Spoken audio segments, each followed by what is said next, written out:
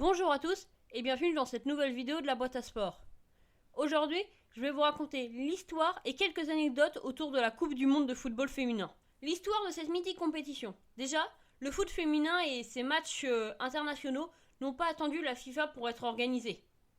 Dans les années 1970 à 1980, il y avait des Coupes du Monde de football féminin non officielles. En 1986, lors de la Coupe du Monde de football féminin non officielle, la FIFA se penche sur la question de faire une Coupe du Monde de foot féminin officielle.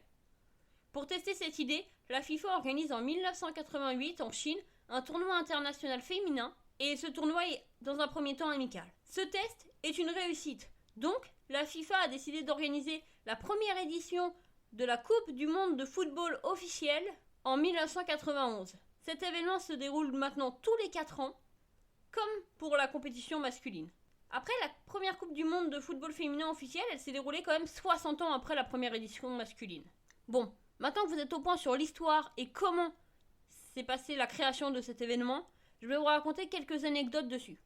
Déjà, on sait tous à quoi ressemble le trophée que remporte l'équipe gagnante. Et ce trophée, en 1997, il a été volé. À cette époque, il se trouvait au siège de la fédération norvégienne à Oslo. Mais le siège a subi des travaux de rénovation et pendant ces travaux, le trophée a disparu. Et malgré la recherche intensive et les campagnes de presse, il n'a jamais été retrouvé. On dit toujours qu'il n'y a qu'un seul trophée, mais en réalité, il y en a deux. Car les gagnants remportent la coupe et peuvent la garder que 1 heure. Quand leur heure est finie, le trophée est remplacé par un autre qu'ils peuvent emmener chez eux et le vrai trophée reste au musée de la FIFA.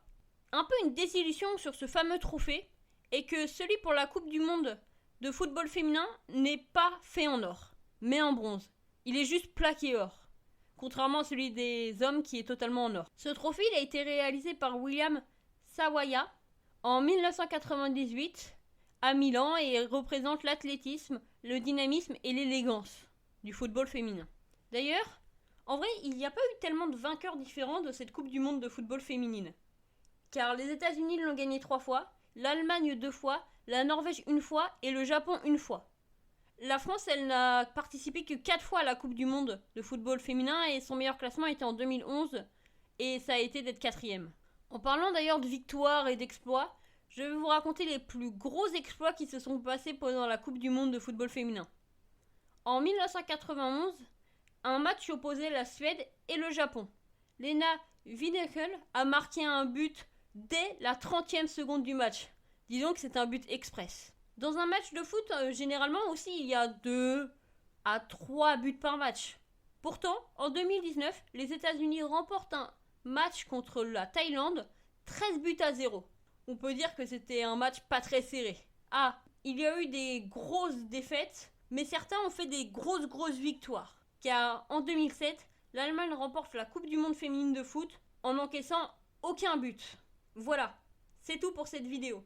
D'ailleurs, la Coupe du Monde de football féminin, c'est en ce moment, du 20 juillet au 20 août, et vous pouvez la retrouver sur les chaînes du groupe M6 et France TV. Et bien sûr, en attendant la vidéo de la semaine prochaine, n'oubliez pas de suivre le sport. Ciao!